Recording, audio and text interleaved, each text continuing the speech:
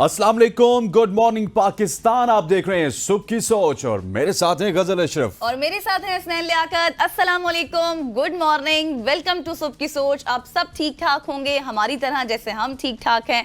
और हसनैन आपको मुबारक हो। मुझे किसकी मुबारक हो? क्योंकि सैलरीज बढ़ चुकी हैं। ओ माशाल्लाह, अच्छा यही सरप्राइज देना था आपने। क्या बात है, सैलरी बढ़ गई। आप तो पहले से ही बहुत ज्यादा खुश हो गए। हाँ, मेरी पूरी बात तो सुने। आपकी नहीं बढ़ी, पंजाब असेंबली में एमपीएस की सैलरीज बढ़ चुकी हैं और वो अब 76,000 से लेकर तकरीबन जो है वो 5 लाख तक बढ़ चुकी है। कर दिया सेंटी कर दिए। इसीलिए तो आप कहते हैं कि पहले पूरी बात सुना करें। आप हमेशा से ऐसे ही कहते हैं कि पहले जरा सी बात सुन के आप रिएक्शन देने लग जाते हैं। क्या पता 2 साल हो गए, मैं कहा शायद सरप्राइज मिल जाए। वो तो अभी आपको मुश्किल है सरप्राइज मिलना, क्योंकि आपको हम ये बता रहे हैं कि पंजाब असेंबली में जिस तरह से एमपीएस की सैलरीज बढ़ गई हैं, इसी तरह जो है विफाकी नहीं जो दूसरे वुज़रा हैं उनकी भी सैलरीज बढ़ दी गई। हाँ एग्जैक्टली, 1 लाख से लेकर 60,000 तक जो है, मतलब 1,60,000 तक उनकी सैलरीज कर दी गई है। ये बाकायदे तौर पर बिल पास हुआ है और जिससे सब लोग बहुत खुश हैं, क्योंकि अब जो आने वाला मंथ होगा उनको वो सैलरीज मिलेंगी। असल में इनका खर्चा पूरा नहीं होता, इनके खर्चे बहुत ज्यादा हैं। इस वजह से मरियम नवाज शरीफ साहिबा ने कहा कि किसी तरह से इनकी तनख्वाह को बढ़ाया जाए। और क्योंकि आगे पीछे से तो कमाई होती ही होती है, लेकिन जो गवर्नमेंट की कमाई है ना उसका अलग से, गवर्नमेंट की जो कमाई है उसका अलग से ही मजा होता है ना। इनके तो बड़े खांचे होते हैं, एक साइन के भी करोड़ रुपए आ जाते हैं। लेकिन खैर ठीक है, मुबारक हो आपको। खैर ये कि मेजॉरिटी से ये बिल पास हो गया है, वोटिंग हुई थी उसके बाद पास हुआ और अब जो है वो इंक्रीमेंट के साथ उनको अब सैलरीज मिलेंगी। उम्मीद करते हैं कि पूरे पाकिस्तान की इसी तरह सैलरीज बढ़े। आमीन। और आपके पास कुछ है आज? हाँ, आज मेरे पास 2 खबरें हैं। सबसे पहले अगर मैं आपको बताऊं तो एक ऐसी चीज में आते हुए पढ़ रहा था जिसने बेसिकली एक टीचर अपने स्टूडेंट्स को कुछ समझाने की कोशिश कर रहा था। अच्छा। उसने 9 का टेबल, 9 का पहाड़ा जो होता है ना वो लिखा। उसे सबसे पहले लिखा 9 1s are 7। अच्छा ठीक है, 9 1s are 7 के बाद उसने लिखा 9 2s are 18, फिर 27, फिर 36 और एंड तक उसने ठीक लिखा। अच्छा, जब वो पहाड़ा लिख के, वो टेबल लिख के बच्चों की तरफ मुतवज्जो हुआ तो बच्चे सारे उसकी तरफ हंसना स्टार्ट हो गए। अच्छा। तो उसने कहा कि मैंने ये ऑन पर्पस लिखा था। अब आप सब हंस चुके हैं। मेरी बात सुनिए, ये जो पहले मैंने गलती लिखी थी ये बेसिकली मैंने जानबूझ के लिखी थी। आज मैंने आपको एक लेसन देना था। लेसन ये है कि दुनिया आपकी जो 9 अच्छाइयाँ हैं वो बुला देगी कि आपने 9 अच्छे काम किए, बल्कि वो सिर्फ एक गलती की तरफ आपकी निशानदेही करेगी। लेकिन सबक ये नहीं था कि दुनिया एक गलती की तरफ निशानदेही करके हंसेगी।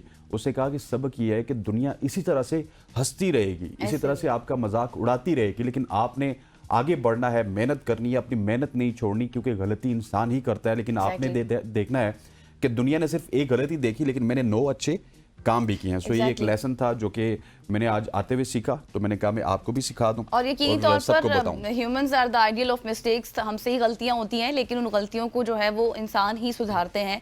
ये नहीं होता कि एक गलती करने के बाद आप अपना चैप्टर बंद कर दें, बल्कि आपके पास बहुत कुछ होता है उनको सुधारने के लिए और बहुत से चैप्टर्स होते हैं। तो क्रिकेट के हवाले से भी आप कुछ बताएंगे? हाँ, क्रिकेट के हवाले से मेरे पास एक खबर है। क्रिकेट का सेगमेंट तो हम रोज करते हैं क्योंकि आजकल हमारी टीम साउथ अफ्रीका में मौजूद है। क्रिकेट का सीजन चल रहा है, चैंपियंस ट्रॉफी तक गाए बगाए आप। इसलिए मैंने कहा कि ऐसा हो नहीं सकता कि आपके पास क्रिकेट के हवाले से कुछ ना हो। आज Pakistan cricket team south Africa में मौजूद है, जहां पे वो पहला ओडीआई खेलेगी। ओडीआई के हवाले से मेरे पास खबर यह है कि आप सबके फेवरेट नसीम शाह की ओडीआई टीम में वापसी हो रही है। और फिर जो प्लेइंग 11 है वो भी सामने आ चुकी है। ओपनिंग करेंगे साइम अयूब और अब्दुल्ला शफीक। सो अब्दुल्ला शफीक की वापसी हुई है, साइम अयूब अभी भी टीम में मौजूद हैं। उसके बाद कामरान गुलाम की आपको वापसी होते हुए नजर आएगी, जो कि नंबर 3 पे आएंगे। फिर नंबर 4 पे हैं बाबर आजम। उसके बाद हैं मोहम्मद रिजवान, और मोहम्मद रिजवान के बाद हैं तैयब ताहिर और आगा सलमान। ये तो आपकी बैटिंग के हालात हो गए। फिर जिस तरह मैंने कहा था नसीम शाह की वापसी है, नसीम शाह आपकी बॉलिंग लाइनअप में मौजूद हैं। शाहीन शाह अफरीदी आपकी बॉलिंग लाइनअप में मौजूद हैं। इसके अलावा हारिस रऊफ और अब्रार अहमद इसमें शामिल हैं। हमारी इत्तलात के मुताबिक सुफियान मुकीम को मौका पहले ओडीआई में नहीं मिलेगा। सो ये प्लेइंग 11 है जो आज टकराएगी और आज तकरीबन शाम 5 बजे पाकिस्तान अब तो रात 5 हो जाती है, मगरिब के टाइम, अब तो सर्दियां हैं, तो 5 बजे आपको साउथ अफ्रीका वर्सेस पाकिस्तान का पहला ओडीआई देखने को मिलेगा। उम्मीद करते हैं कि ओडीआई की हमारी कारकर्दगी बड़ी अच्छी थी। हमने ऑस्ट्रेलिया के खिलाफ अच्छा परफॉर्म किया, वहां पे जीते, फिर जिम्बाब्वे में जीते। तो उम्मीद करते हैं कि एक टफ टाइम जरूर देगी हमारी टीम साउथ अफ्रीका को। ऐसा ही है। और जो कॉम्बिनेशन आपने बताया कि उस हवाले से भी हम बहुत सी उम्मीदें करते हैं कि अच्छा हो, क्योंकि जिस तरह से पहली परफॉर्मेंस रही है T20 की, वो देख के बाद अब नहीं लगता कि मतलब ये उम्मीदें हैं अच्छा हो जाए। मैं ये नहीं कहती, इवन हम 2 T20 हार भी चुके थे, तो उसके बाद तीसरा मैच देख रहे थे कि कब बारिश खत्म होगी, कब बारिश खत्म होगी और हम मैच देखेंगे। ऐसा ही है। तो अभी भी कुछ भी हो सकता है। अब हम आगे बढ़ते हैं अपनी सोशल स्टोरीज की जानिब और आपको ले चलते हैं सबसे पहले कराची, जहां से कुछ अच्छी खबर नहीं है क्योंकि कराची में कुत्तों का राज कल वैसे बरकरार भी है। हमने अच्छी खबरों की भरमार कर दी थी कराची की ना, और आज हर हमने खबर कहा कराची कि और सिंध में बुरी आ रही भी थी। हमारे सामने खुद ही आना शुरू हो गई, तो हमने सोचा कि आपके साथ शेयर करें। एक वीडियो इस वक्त हमारी स्क्रीन पर चल रही है, अगर आप उसको मुलाहिजा करें तो इंसानी जिंदगी काफी ज्यादा खतरे में है क्योंकि कराची में आवारा कुत्तों की तादाद में खतरनाक हद तक इजाफा हो चुका है। हसनैन, जो ना सिर्फ इंसानी जिंदगी के लिए खतरा है बल्कि आप ये कहें कि जो बेजबान दूसरे जानवर होते हैं उनके लिए भी बहुत ज्यादा खतरा है। और इसके साथ साथ हाल ही में एक वीडियो जिसकी मैं अभी जिक्र कर रही हूं, जो इस वक्त हमारी स्क्रीन पर चल भी रही है, सोशल मीडिया पर ये वायरल हुई है, जिसमें खातून पर आवारा कुत्तों के झुंड का हमला करते हुए दिखाया गया है। शहरियों ने इस मसले पर शदीद एहतजाज करते हुए एडमिनिस्ट्रेटर कराची मुर्तजा वहाब से फौरी कार्रवाई का भी मुतालबा किया है और साथ ही साथ शहरियों का यह भी कहना था कि कराची को आवारा कुत्तों से पाक करना हुकूमत की अवलीन तरजीह होनी चाहिए। ये मसला ना सिर्फ अवामी सेहत बल्कि शहरी तहफ़्फ़ुज़ के लिए भी एक संगीन खतरा है और इंसानी जानें इन जानवरों के रहमो करम पर नहीं छोड़ी जा सकती। बहुत मुश्किल से उस खातून ने अपने आप को बचाया, लेकिन अनफॉर्चुनेटली जब एक झुंड ने हमला कर दिया तो वो कुछ नहीं कर सकी। उसके बाद फिर दूसरे शहरी बिल्कुल ऐसी है। कल हमने बहुत ही अच्छी खबरें बताई थी, लेकिन यहाँ पे सिंध गवर्नमेंट के हवाले से बात करनी पड़ेगी। सिंध गवर्नमेंट के तर्जुमान भी हमारे पास आते हैं। अनफॉर्चुनेटली उस वक्त हम कुत्तों की डिस्कशन तो उनसे कर नहीं सकते, लेकिन पानी की डिस्कशन होती है, बिजली की डिस्कशन होती है, अवामी मसाइल की डिस्कशन होती है, तो वो कहते हैं कि नहीं, सारी चीज़ें कराची में ठीक है, लेकिन कराची में सारी चीज़ें ठीक नहीं होती। कराची में रहने वाले इस तरह के वाकयात उनको गाय बगाए देखने को मिलते हैं, जहाँ पे कभी आवारा कुत्तों की बात आ जाती है, और ये आज का मसला भी नहीं है। हाँ, कभी बत्ताखोरी की बात आ जाती है गजल, उसके बाद बिजली वहाँ पे नहीं होती, पानी वहाँ पे नहीं होता, खाने पीने के मसाइल रहते हैं, तो शहरियों के जो सिक्योरिटी के मसाइल है वो वहाँ पे रहते हैं। लेकिन अनफॉर्चुनेटली जो सिंध गवर्नमेंट है वो हमें इस हवाले से कुछ भी करते हुए नजर नहीं आती। हाँ, कुछ इनिशिएटिव्स, जिस तरह कल हमने वो इनिशिएटिव्स शेयर किए थे, वो इनिशिएटिव्स जरूर हमें सोशल मीडिया में देखने को मिलते हैं, लेकिन वो इंप्लीमेंट होते हुए भी या फिर आवाम के सामने आते हुए भी हमें नहीं नजर आता। ऐसा ही है। और दूसरी बात इसमें साथ ही साथ ये भी है कि अगर मैं दुनिया की बात करूं, इंडिया हो गया, इसके साथ साथ बांग्लादेश हो गया, वहां पे भी ऐसे वाकयात हैं, लेकिन बाकायदा तौर पर प्रोग्राम्स हैं, पॉलिसीज बनाई जाती हैं, तो हमें देखा देखी कुछ कर लेना चाहिए ताकि इस सूरत हाल से बचा जा सके। बिल्कुल ऐसी है जी। आगे बढ़ते हैं और आगे बढ़ते हुए आपको एक जबरदस्त क्रिकेट रिलेटेड स्टोरी ही बताते हैं। अब नसीब मेरे ऐसे हैं कि मेरे हिस्से में क्रिकेट की स्टोरीज ही आती हैं। अब मैं बात कर रहा हूँ शहर बानो की। शहर बानो के हवाले से बहुत ही इंटरेस्टिंग स्टोरी है। ये एक सिक्योरिटी गार्ड की बासलाहियत बेटी हैं जो कि इंटरनेशनल क्रिकेटर बन गई। लोधरा से इनका ताल्लुक है और 15 साल शहर बानो ने मलेशिया में जारी women's under 19 T20 Asia cup में नेपाल के खिलाफ मैच में अपने इंटरनेशनल क्रिकेट का आगाज किया। कौमी टीम के हेड कोच मोहसिन कमाल ने शहर बानो को डेब्यू कैप दी, जिस पर साथी खिलाड़ियों और मैनेजमेंट ने उन्हें मुबारकबाद और नेक ख्वाहिशात का इजहार किया। शहर बानो अभी समात में पढ़ती हैं, लेकिन एक लेफ्ट आर्म स्पिनर भी हैं और इनकी शानदार कारकर्दगी ने सबको मुतासिर किया। इनकी कामयाबी इस बात का सबूत है कि पाकिस्तान में नौजवान खिलाड़ी अपनी सलाहियतों के बलबूते पर आलमी सतह पर मुल्क का नाम रोशन कर सकते हैं। और ये इस बात का भी सबूत है गजल कि आप किसी के भी बेटे हों, अगर आप में टैलेंट है तो आप जरूर ऊपर आएंगे। हमारे यहाँ गिला ये होता है कि नहीं, हमारे पास सिफारिश नहीं है, हम में टैलेंट बहुत है। नहीं, आप में अगर टैलेंट है, आप में पेशेंस है, आप में रेजिलियंस है, आप जरूर ऊपर आते हैं। वो आपको आपका टैलेंट ऊपर लेके आता है, चाहे पाकिस्तान जैसा मुल्क हो, चाहे कोई यूरोपियन मुल्क हो। अगर आप एक्सट्रीमली टैलेंटेड है तो कोई चीज आपको रोक नहीं सकती। Exactly, and she played her first match against Nepal. जिस तरह से उन्होंने खेला और इतनी कम उम्र में, साथ ही साथ आपने जिस तरह उनकी बताई कि उसमें इतनी कैपेबिलिटीज हैं, कितनी सलाहियतें हैं, congratulations to you and your family सबसे पहले तो। और इसी तरह फलते फूलते रहें, आगे बढ़ते रहें, और सबके लिए हम यही दुआ करते हैं। ऐसे ही आगे बढ़ते हैं जी, आप भी आगे बढ़िए। हाँ जी, आगे बढ़ते हैं, बढ़ जाए जी बढ़िए। आगे बढ़ते हैं। आपने कहा ना फूलते फूलते रहे, आगे बढ़ते हैं, तो मैंने कहा आप भी आगे बढ़ जाइए। ऐसे ही है, इंशाल्लाह हम रास्ता देने के लिए तैयार हैं। ठीक, अब आपको बताते हैं कि आपको पता है कि मेहमान आ चुके हैं और आपने उनका इस्तकबाल किया या फिर नहीं? कौन से मेहमान आ चुके हैं? पाकिस्तान में मेहमान आए हैं और आपको नहीं पता? कोई और बेलारूस का प्रेसिडेंट तो नहीं आ गया? नहीं, बहुत ही खास मेहमान आए हैं और वो मेहमान है साइबेरिया से परिंदे आए हैं इस वक्त बलूचिस्तान में, जो कि मेहमान हैं हमारे, और पाकिस्तान की खूबसूरती में उन्होंने इजाफा कर दिया है। मौसम सरमा चूंकि शुरू हो चुका है, इस वक्त आप स्क्रीन पर देख सकते हैं, और मौसम सरमा की आमद के साथ ही साइबेरिया से लाखों महाजिर परिंदे सिंध और पाकिस्तान के दीगर इलाकों में पहुंचना शुरू हो गए हैं। और फाल्कन, स्टॉक्स, कॉमन टल और इसके साथ साथ डलन नाम के परिंदे मुल्क की आबी गुजरगाहों, सहराओं और दीगर कुदरती इलाकों में क़याम करते हैं, जबकि महकमा जंगली हयात हालात के हवाले से बताएं तो उन्होंने बाकायदा तौर पर ये अहकाम जारी किए हैं कि उनकी हिफाजत के लिए प्रॉपर जो है वो मैनेजमेंट होनी चाहिए। और साथ ही साथ मैं एक बयान भी सुन रही थी, शहरियों का सॉर्ट था, तो वो यही कह रहे थे कि इन परिंदों के हवाले से शिकार की कोई पॉलिसी नहीं होनी चाहिए, क्योंकि अक्सर शहरी ऐसा करते हैं कि शिकार करने लग जाते हैं परिंदों को। तो ये भी हिदायत जारी की गई हैं और अब ये 15 अक्टूबर से आना शुरू करते हैं और फरवरी तक क़याम करते हैं, यानी कि अब ये फरवरी तक यहीं रहेंगे, हमारे मेहमान होंगे। और सिंध में इनके क़याम के अहम मकामात में कराची के सारे इलाके हैं, जिसमें बहुत से इलाके शामिल हैं जहाँ पर वो क़याम पजीर होंगे। इसके साथ साथ ये परिंदे जो हैं खुराक की हवाले से भी जो है इनकी नोशोनमा भी होती है, जगह जगह ये तलाश करते हैं, उनकी ख़ास किस्म की जो है वो खुराक होती है, वो भी तलाश करते हैं। अफजाइश नस्ल और सर्द मौसम से बचने के लिए इन इलाकों का वो रुख करते हैं, क्योंकि वहाँ ठंड ज़्यादा होती है, तो यहाँ आकर ये फिर रहते हैं। बिल्कुल ऐसे है, सिर्फ कराची में ये नहीं आती है, दादू में भी आते हैं और डिफरेंट जो बदी के एरियाज हैं जहाँ जहाँ पे समुद्र की पट्टी होती है वहाँ पे आपको साइबेरियन ये जो परिंदे हैं नज़र आते हैं। लेकिन सवाल ये है कि जिस तरह परिंदे आ सकते हैं, काश इस तरह हम भी किसी मुल्क में जा सकते हैं। तो हम जाएंगे बगैर ना, आप मायूसी से क्यों कह रहे हैं? नहीं, बगैर पासपोर्ट के, बगैर वीजे के, बगैर बैंक स्टेटमेंट के। देखिए ना कितनी याशी लगा रहे हैं कि साल भर वो साइबेरिया में रहते हैं, फिर थोड़ी सी ठंड उनको नजर आती है तो वो बलूचिस्तान में आ जाते हैं, बलूचिस्तान से होते हुए सिंध के साहिली इलाकों में आते हैं और पंजाब के बिल्कुल करीब करीब भी आ जाते हैं कभी कभार ये परिंदे। सो माइग्रेशन है इनकी बर्ड्स की, तो हम उनका बगैर वीजे के, बगैर पासपोर्ट के एग्जैक्टली और बगैर बैंक स्टेटमेंट के। लेकिन आपने बिल्कुल ठीक कहा था कि कभी हम भी जा सकते हैं, तो इंशाल्लाह हम जाएंगे, कभी ऐसा होगा। अब ये ना हो कि हमारी बात सुन के गवरमेंट कहे कि इनके हवाले से भी अब वीजा पॉलिसी जारी की जाए और साइबेरिया से हम पासपोर्ट के जरिए और वीजा के जरिए पैसे वसूल करें। ऐसे आगे बढ़ते हैं, आगे बढ़ते हुए एक आपको ऐसी चुनटी का जिक्र करेंगे जो कि अपने दिफाई तरीके में सबको पीछे छोड़ देती है। चींटियों का भी एक दिफाई सिस्टम होता है और चींटी में एक ऐसी चूंटी है जिसको सिपाही चूंटी भी कहा जाता है। चूंटी तो छोटी सी होती है एग्जैक्टली, लेकिन सिपाही भी होते हैं उनमें। हम भी हैं, हम इंसानों के जर्नैल भी तो हैं, उनके भी सिपाही हैं। अपनी गोल शक्ल वाले सर को एक खास दिफाई ढक्कन के तौर पर इस्तेमाल करती है। ये चींटी अपने घोंसले के दाखिली रास्ते को अपने सर से इस वक्त बंद कर लेती है जब कोई शिकारी या दुश्मन हमला करने की कोशिश करता है। अच्छा। इसका सर दाखिली रास्ते के साइज के मुताबिक होता है, जिसकी वजह से रास्ता मुकम्मल तौर पर बंद हो जाता है। और इस मुनफरिद हिकमत अमली का मकसद कॉलोनी को सेफ बनाना है, खतरात से महफूज रखना है और अपने साथियों को दुश्मनों के हमलों से बचाना है।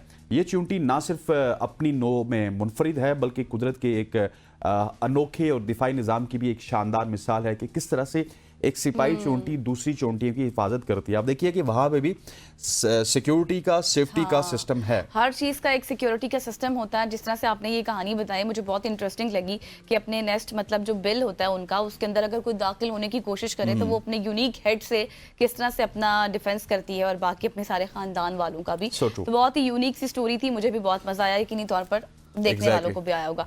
अब आपको ले चलते हैं सऊदीया, क्योंकि सऊदीया में 10 अरब दरख्तों के लिए सऊदी ग्रीन इनिशिएटिव मंसूबे का आगाज कर लिया गया है। बहुत बड़ा ये प्रोजेक्ट है जिसका प्लानिंग की गई है और अब बाकायदे तौर पर जो है इसको इम्प्लीमेंट भी किया जाएगा। ये वैसे एक बात बताऊं आपको, इससे पहले कि आप ये खबर शेयर करें, नबी अलैहिस्सलातु वस्सलाम की एक हदीस है कि जब अरब सरसब्ज हो जाएगा ना, वो क़यामत के करीब की घड़ी होगी। ऑलरेडी आप देखिए दुबई में, अबू धाबी में ना सब्जा हो चुका है और अब सऊदीया भी जा रहा है। अब सऊदीया भी जा रहा है और ये प्लानिंग की गई है सहराओं को सरसब्ज बनाने के लिए 10 अरब दरख्त लगाने का ये मंसूबा है जो कि अब शुरू कर दिया गया है, जिससे बहुत से मसाइल भी हल हो जाएंगे और ये ग्रीन इनिशिएटिव का एक हिस्सा भी है, जिसके तहत जो है ये मंसूबा तैयार किया गया है कि 10 अरब दरख्त लगाए जाएंगे।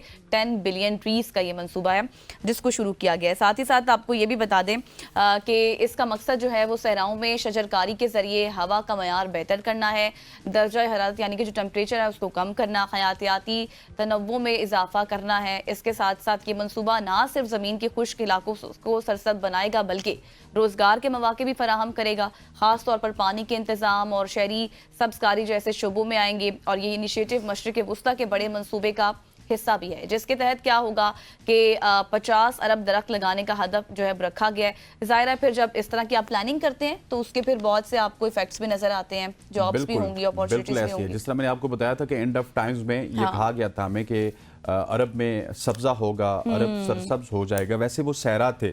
आहिस्ता आहिस्ता हम देख रहे हैं दुबई में, अबू धाबी में इस तरह के इनिशिएटिव्स लिए जाते हैं। मैं खुद ओमान भी गया तो ओमान में तो सलाला एक ऐसा फॉरेस्ट है जो कि बिल्कुल सरसब्ज फॉरेस्ट है, लेकिन आहिस्ता आहिस्ता ये फॉरेस्ट आप देखिए 10 बिलियन ट्रीज जब सऊदी अरब में लगेंगे तो वहाँ पे बारिशें भी होंगी, फिर इसी तरह का वहाँ पे एनवायरनमेंट आएगा। और project है। एंड ऑफ टाइम में ये भी एक बहुत बड़ी हकीकत थी जो कि नबी अलैहिस्सलाम ने हमने पहले ही बता दी थी ऐसा कि ही है। अरबों के दरमियान ना हाँ। बिल्डिंग्स बनाने का भी मुकाबला होगा कि एक ऊंची अच्छा। बिल्डिंग बनाएगा, एक उससे ऊंची बिल्डिंग बनाएगा। आप देखिए बुर्ज अल खलीफा इस वक्त दुबई में मौजूद है, ऐसा ही दुनिया है। की सबसे टॉलेस्ट बिल्डिंग है, और सऊदी अरब वाले सोच रहे हैं कि उसको बीट करने के लिए एक और बिल्डिंग्स और बनाई बनाई जाए। जाए। तो दुनिया एंड ऑफ टाइम्स की तरफ जा रही है। अगर हमारी जगह कोई शायद इजरायली होते और उनको दुनिया से मोहब्बत होती तो कभी भी ये चीज़ें ना करते। ऐसा ही है। तो ये जी एक बोल्ड प्रोजेक्ट है जिससे बहुत से चैलेंजेस को ओवरकम किया जाएगा। तो ये आज की हमारी स्टोरीज थी हसनैन। बिल्कुल ऐसा ही है। ऐसे ही अब तो हमें आगे फिर बढ़िए। आगे बढ़े अब। चलें जी आगे बढ़ते हैं, और यहाँ पर वक्त हुआ शॉर्ट सी कमर्शियल ब्रेक का। ब्रेक लेते हैं, वापस आते हैं और एक बड़ी अच्छी खबर है वो आपसे डिस्कस करनी है। स्टे विद अस।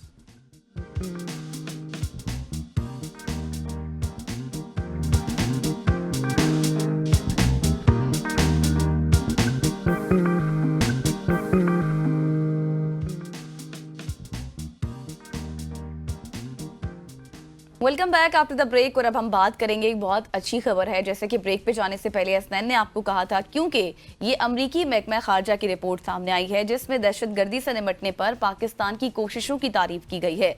पाकिस्तान ने दहशतगर्दों की माली मुआवनत के खात्मे और इसके साथ साथ इंतहा पसंद नेटवर्क से निपटने के हवाले से नुमाया पेशरफ की है। अमरीकी महकमा खारजा की हालिया रिपोर्ट में पाकिस्तान की उन कोशिशों को सराहा गया है जो खास तौर पर 2023 में मनी लॉन्ड्रिंग और दहशतगर्दों की माली मुआवनत के लिए नेशनल रिस्क असेसमेंट की तकमील पर। रिपोर्ट के मुताबिक पाकिस्तान ने दहशतगर्दों की ये जो माली मुआवनत थी उसको ख़त्म किया है, बिल्कुल रोका है।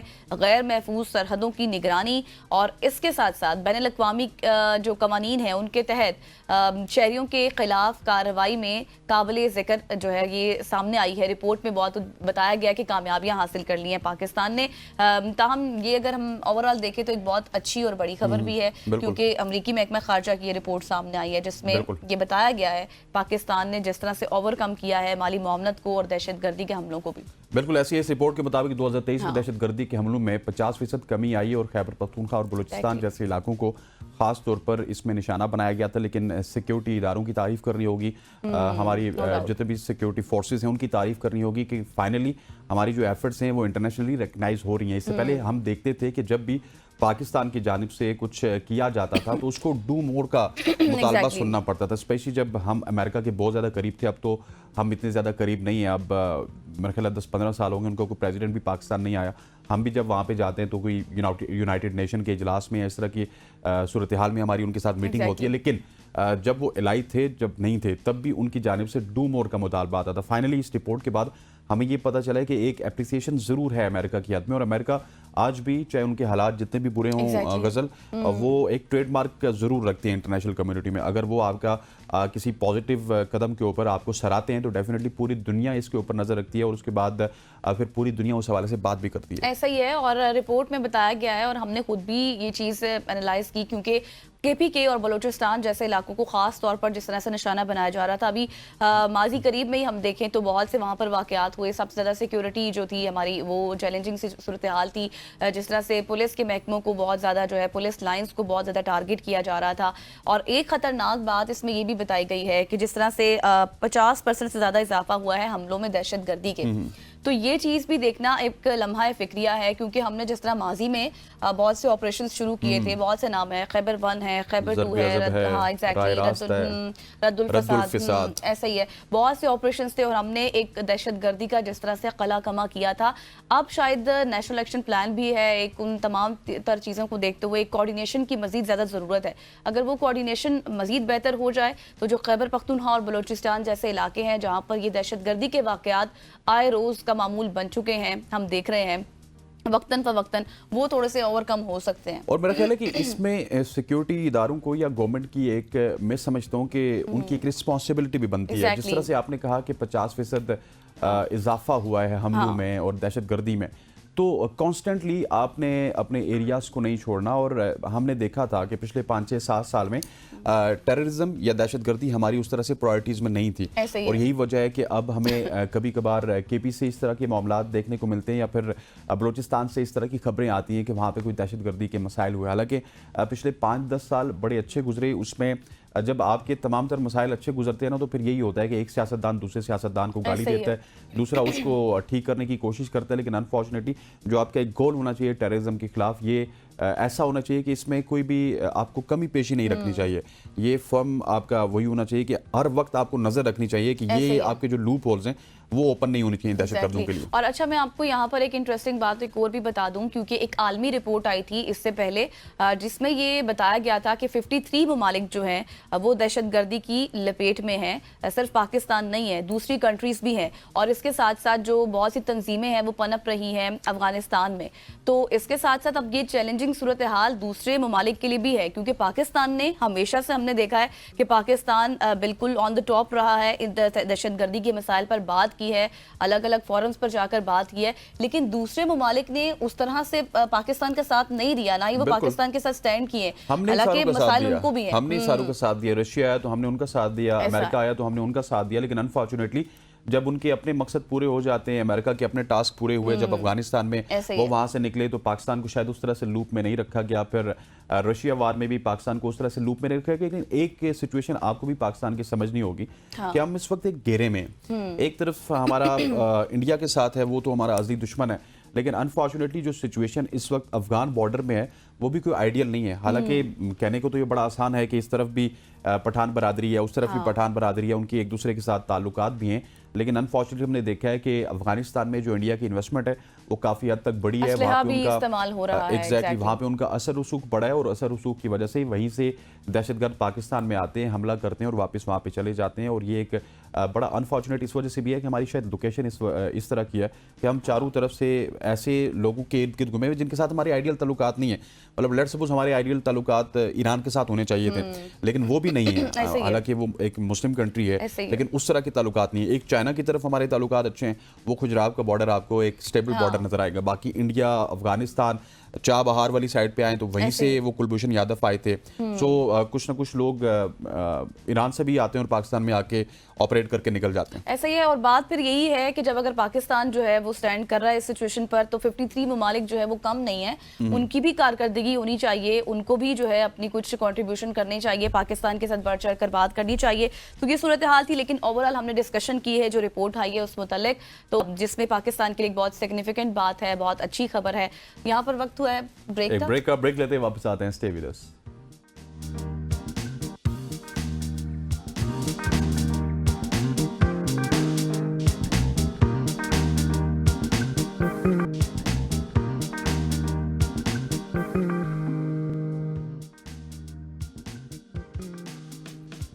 Welcome back after the break. और अब हम बात करेंगे मुल्की सियासत के हवाले से, क्योंकि सियासत में क्या कुछ हो रहा है कुछ भी समझ नहीं आ रहा। पीटीआई रहनुमाओं की अबूरी जमानतों के मामले पर इस्लामाबाद की अदालत ने शेर अफजल मरवत और शेब शाहीन के मुकदमात में अबूरी जमानतों पर फैसला भी महफूज कर लिया है।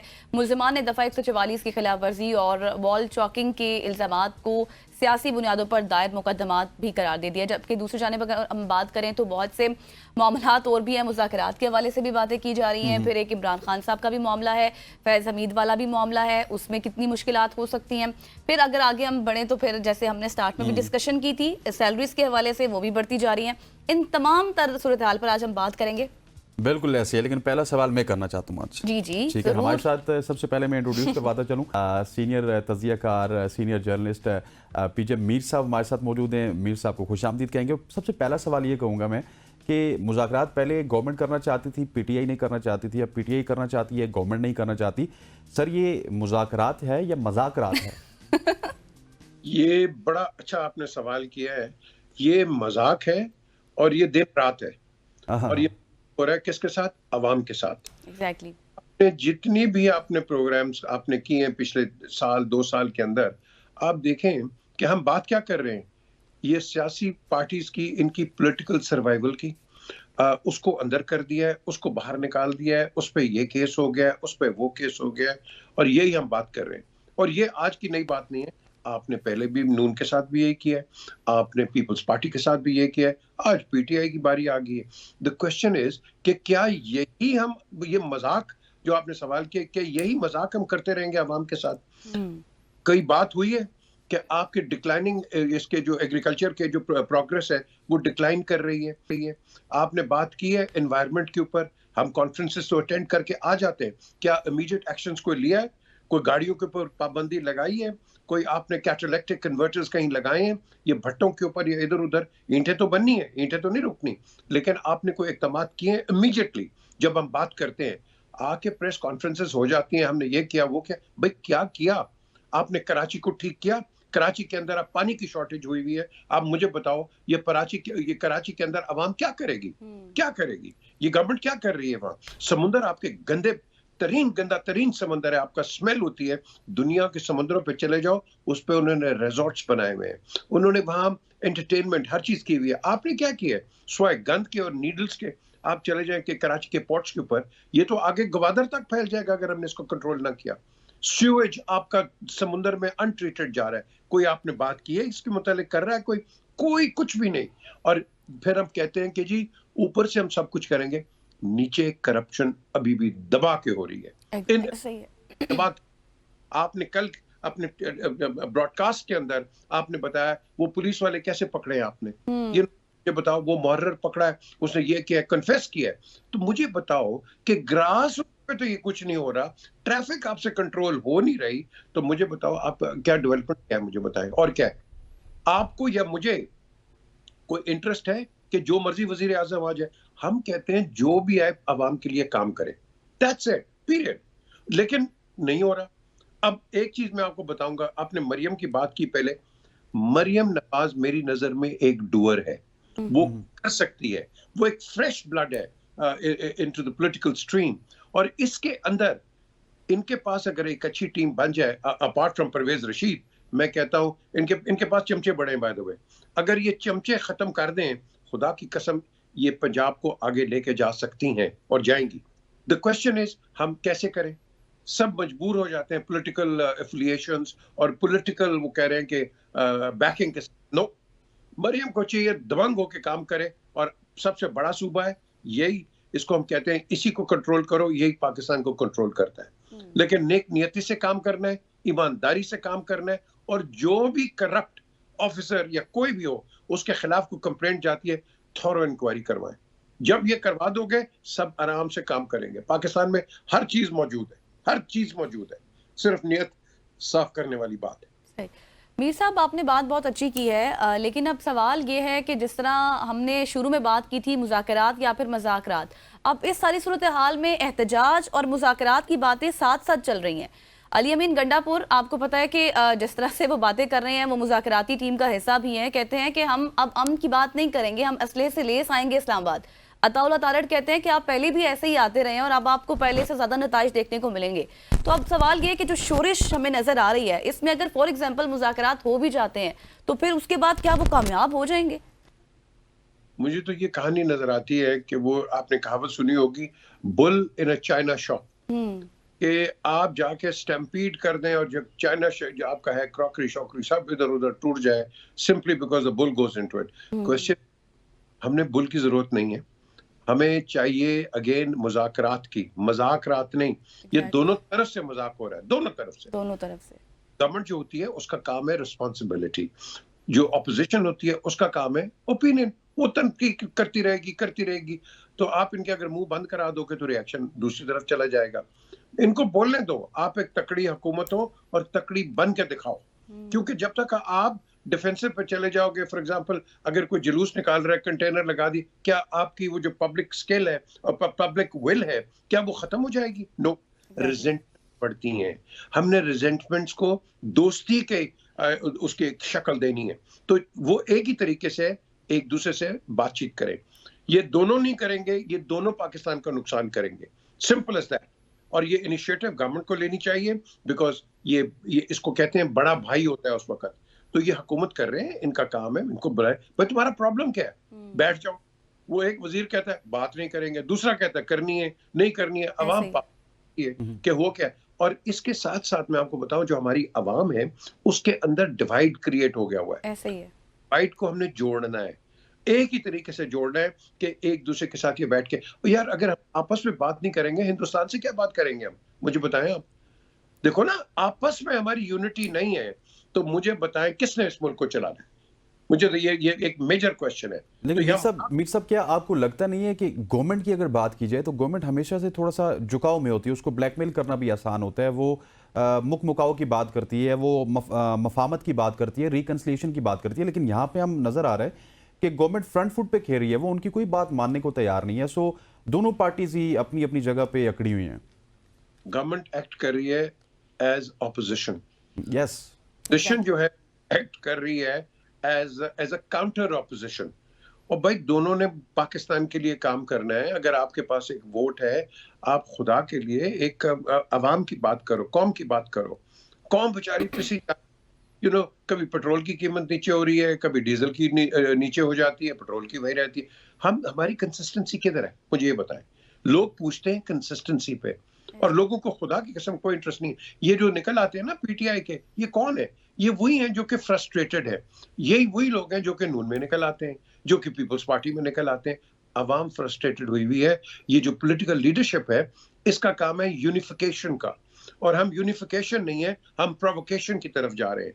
और इस प्रोवोकेशन को ये जो पब्लिक हम कह देते हैं, कोई मिनिस्टर्स का काम है पैसिफिकेशन, पैसिफिकेशन कोई नहीं है। और यही वजह है कि आप देख लो खबरों के अंदर क्या क्या निकलती है कि उसने ये कह दिया, उसने ये कह दिया, फिर उसका रिएक्शन थर्ड पार्टी से आ जाता है। हम दुश्मन को, मैं कहता हूं कि इनकरेज करते हैं कि इस ऐसे चीजों के अंदर पार्टिसिपेट करें। एग्जैक्टली, यही चीज है। और अगर आपको याद हो, ये जो 26 को जो जलसा हुआ, जो भी हुआ, ये उसके अंदर शर पसंद अनासर आए कि नहीं? मैंने कई दफा कहा कि इसका एडवांटेज थर्ड पार्टी लेती है। आप तो चलो पूरा मना, ये बीच में से अफगानी कहां से आ गए भाई? इनका क्या ताल्लुक है बीच में? मुझे बताइए, जवाब आपस में ही लड़ झगड़ कर वही बात है कि थर्ड पार्टी जो है उसी को, वही इसका बेनिफिशियरी होगा। अब थोड़ा सा आगे बढ़ते हैं मीर साहब। जिस तरह से हमने फैज हमीद वाले मामला देखे, अब मामला आगे बढ़ता जा रहा है और बहुत कुछ सामने भी आएगा, ये खबरें चल रही हैं। आपको लगता है कि आप चूंकि इन मामलात पर गहरी नजर रखते हैं कि अब आने वाले दिनों में इमरान खान की मुश्किलात में मजीद इजाफा देख रहे हैं? देखें, जब ये खुल के रिपोर्ट्स आ रही हैं कि भाई ये खुल के ट्रांसपेरेंसी होगी, हर चीज होगी, अगर फैज हमीद बोल जाते हैं, अगर फैज हमीद बोल जाते हैं, ये एक पेंडोरा बॉक्स है। इसके रिपरकशंस बहुत ज्यादा होंगे, और इसका एडवांटेज आपके एडवर्सरीज जो हैं, जो आपके दुश्मन हैं, वो लगे रहेंगे। आपके दुश्मन ने 71 से लेके अभी तक आपका क्या किया है? सिवाय आपकी तनकीद के, आपको इंटरनेशनली गंदा करने के क्या किया? अब वो और भी गंदा करेंगे। अब ये जब गंदे होंगे तो फिर पूछा जाएगा इसके अंदर कि भाई वो नवाज शरीफ साहब आपके पास क्यों आते थे, आसिफ जरदारी आपके पास क्यों आते थे? पॉलिटिकल इंटरफेरेंस पे है ना चार्ज उनका। Exactly. तो जो इंटेलिजेंस होती है, इंटेलिजेंस का मतलब यही होता है कि आप एक कोवर्ट ऑपरेशन करते हैं और ओवर्ट नहीं करते। जब आप ओवर्ट कोई करेंगे तो इंटेलिजेंस तो खत्म हो जाती है ना उधर। सो इस चीज को मैं समझता हूं कि आप इन कैमरा बात करें, इसको ना पब्लिक, एक वो कहते हैं ना, जो भी डर्टी लेनन होती है, इसको पब्लिकली ना करो। पाकिस्तान को आगे रखो within the domain of secrecy। अगर आप नहीं करोगे, नुकसान हमारा किसी और का नहीं होगा। आप एक बड़ी सेंसिटिव पोस्ट को आप ट्राई कर रहे हो, बहुत सेंसिटिव पोस्ट है, और मेरी नजर में ये सबसे पावरफुल पोस्ट होती है। चीफ ऑफ आर्मी स्टाफ से भी पावरफुल है, प्राइम मिनिस्टर ऑफ पाकिस्तान से भी पावरफुल है। सो बेसिकली जब आप ऐसे लोगों को लेके आते हो तो आपको एक फुल ट्रस्ट होता है आर्मी चीफ का। So keep it that way, क्योंकि इसके अंदर बहुत कॉम्प्रोमाइजिंग फैक्टर्स हैं, और ये ना करें कि हम just for the sake of publicity आप ये गंदा करो। आपने जन पाशा को असेंबली में लेके आए थे ना, वो सारी चीजें बाहर आ गई। मुझे मतलब कि मीर साहब आपके कहने का मकसद ये है कि ये सिर्फ इस वजह से किया जा रहा है ताकि खान साहब को लेट डाउन किया जाए? देखो, सबसे पहले तो खान साहब को आपने बेल करवा दी है। मैं किसी का सपोर्टर नहीं हूं, सब मेरे दोस्त हैं, लेकिन आपने देखना है क्या हम जस्टिस दे रहे हैं इस मुल्क के अंदर किसी को भी। क्या आपने नवाज शरीफ को जस्टिस दी है? क्या आपने उसको छोड़ दिया? क्या आपने आसिफ जरदारी को जस्टिस दी है? क्या आपने 11 साल उस आदमी को हर किस्म की एक निशाना बनाया? क्या जस्टिस उस आदमी के लिए? उसके 11 साल कौन वापस लेके आएगा? क्या आज आप जस्टिस दे रहे हैं इमरान खान को? ये जो चीजें हैं ये आपके कोर्ट्स पे रिफ्लेक्ट करेंगी, और जब आपके कोर्ट्स पे रिफ्लेक्ट करेंगी, आपकी इन्वेस्टमेंट पाकिस्तान नहीं आएगी। याद रखना, कभी भी नहीं आएगी जब आपके कोर्ट्स इस तरह की हरकतें करेंगे। Courts have to be fair, absolutely fair हर एक के साथ। उनको सारों को एक आंख, जिस तरह महाराजा रंजीत सिंह ने कहा आप पढ़ें उसकी बायोग्राफी, कि मैं सबको एक आंख से देखता हूँ। उसकी आंख ही एक थी, तो मैं सबको एक आंख से देखता हूँ। ये जजेस को भी यही चाहिए, एक आंख से देखें, किसी की फेवर ना करें। जो गलत है पकड़ो, उस पर कोई दो राय नहीं है, लेकिन प्लीज बी फेयर, ताकि एक बिल्कुल गरीब से गरीब है उसकी भी उम्मीद, वो कहते हैं ना, उम्मीदें बढ़ जाएंगी कि स्पोर्ट्स चल रहे हैं। तो ये आप नहीं करोगे, हम इसी डिलेमा में फंसे रहेंगे कि उसने क्या कर दिया, उसने क्या नहीं किया, कौन गिल्टी, ठीक को ठीक और गलत को गलत कहें। Thank you so much. PJ Mir साहब हमारे साथ मौजूद थे। कुछ था मीर साहब आपसे पूछने के लिए, चूंकि वक्त की कमी थी तो नहीं पूछ सके, और अब अगले जब आपको दोबारा से बुलाया जाएगा तो फिर हम जो चीज़ें रह गई हैं वो ज़रूर पूछेंगे। यहाँ पर वक्त हुआ एक ब्रेक का, और फिर ब्रेक के बाद हम बात करेंगे क्रिकेट के हवाले से, जो कि हसनैन अभी से मुस्कुराना शुरू कर दिया उन्होंने। तो स्टे विद अस।